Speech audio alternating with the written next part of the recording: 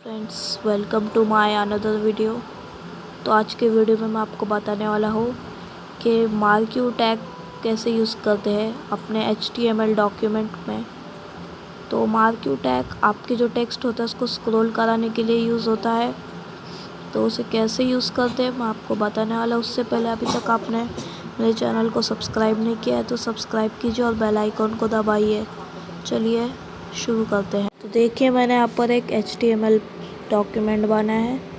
तो यहाँ पर आपको बस ऐसे दो ब्रैकेट लगा कर यहाँ लिख देना है मार्क्यू, और फिर बाद में इसे क्लोज कर देना है। तो आप जैसे इसे सेव करेंगे और जाकर देखेंगे तो आप यहाँ देख सकते हैं किस तरह से स्क्रॉल हो रहा है। तो ऐसे वीडियो देखने के लिए चैनल को सब्सक्राइब